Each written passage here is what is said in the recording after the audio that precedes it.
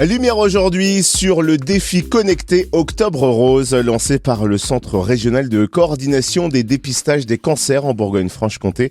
Un défi simple, accessible à tous pour soutenir Octobre Rose. Et un défi gratuit. Octobre Rose, c'est la campagne de sensibilisation au dépistage du cancer du sein. On va découvrir en quoi consiste ce défi connecté avec le docteur Vincent Dancourt, responsable du Centre de coordination des dépistages des cancers de Bourgogne-Franche-Comté à Dijon. Bonjour docteur. Bonjour.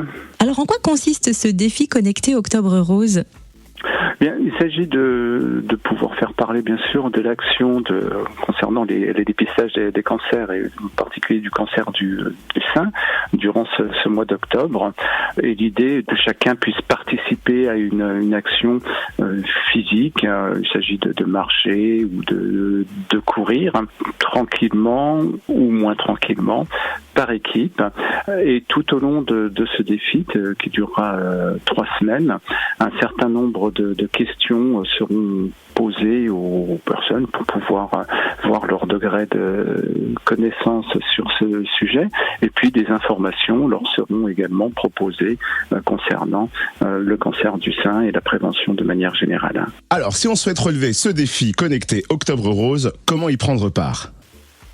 Alors, de manière excessivement simple à partir du moment où l'on a un smartphone. Il suffit de télécharger une application qui s'appelle Keepline. Le lien se trouve sur le site internet de la structure du CRCDC BFC. On télécharge l'application.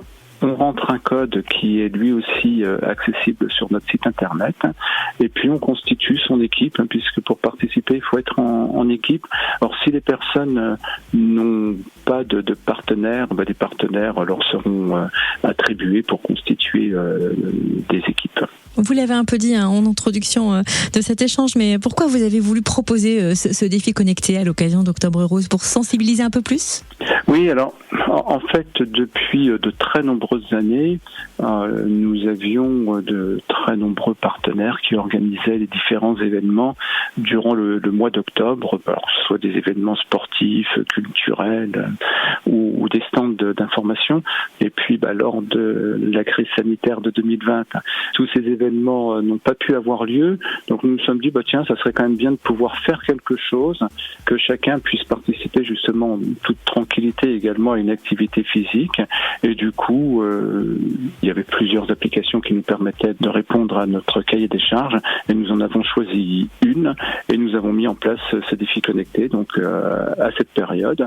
Et puis suite au plébiscite de beaucoup de personnes, nous avons décidé de continuer d'année en année ce dispositif. En France, on le rappelle, la première campagne Octobre Rose a été lancée en 1994. Depuis, cette campagne est devenue un rendez-vous traditionnel chaque année. Est-ce que ça signifie que le travail de sensibilisation fait jusque-là n'est pas suffisant ? Nous ne sommes pas encore assez sensibilisés en 2023 ? Non, malheureusement, il reste encore beaucoup de travail à faire de ce côté-là. La participation à ce dépistage qui est simple, qui s'adresse à toutes les femmes âgées de 50 à 74 ans, est très en deçà des espérances que l'on porte. En France, la participation pour l'année 2021-2022 était de 45%. En Bourgogne-Franche-Comté, elle est un peu plus élevée, 54%, mais ça reste malgré tout insuffisant. Et c'est fort dommage, puisque on s'adresse à des femmes qui ont la possibilité de pouvoir détecter une lésion lorsqu'elle existe à un stade très précoce, sur lequel toutes les chances de guérison pourront être là. On parle du premier cancer en termes de fréquence. On a plus de 60 000 personnes qui sont atteintes de ce cancer chaque année en France, et qui, lorsqu'il est découvert tardivement, va nécessiter des stratégies thérapeutiques plus lourdes et peut-être moins efficaces. Alors que lorsqu'il est détecté tôt, on a toutes les chances de pouvoir le guérir. Et l'intérêt du dépistage, c'est justement de détecter ce cancer tôt. Moralité, ça veut dire qu'il ne faut pas non plus se cacher derrière une bonne hygiène de vie et se dire parce que je suis en bonne santé, qu'il n'y a pas de cas dans ma famille, je ne peux pas être concerné ?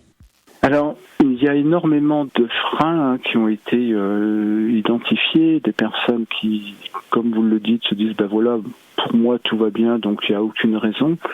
C'est faux, c'est un cancer qui peut malheureusement atteindre tout le monde. On considère que une femme sur 8 sera atteinte d'un cancer du sein. On a des personnes qui se disent moi j'ai une vie saine, donc il n'y a pas de raison. Mais si, justement, quand on a une vie saine, on prend soin de soi, donc il faut continuer à prendre soin de soi et le dépistage est un moyen de prendre soin. Des personnes qui considèrent que c'est compliqué, alors que c'est un examen simple à réaliser, qui prend peu de temps, tous les 2 ans, donc se libérer une petite demi-heure tous les 2 ans pour passer cet examen, ce n'est pas insurmontable. Et voilà, malgré tous les avantages, la participation est encore trop faible. D'où l'importance de ces mois de sensibilisation qui vont remettre un petit peu en avant ce dépistage. Le message est bien passé. Merci Dr Vincent Dancourt, responsable du Centre de coordination des dépistages des cancers de Bourgogne-Franche-Comté à Dijon. Merci beaucoup. Très bonne journée à vous.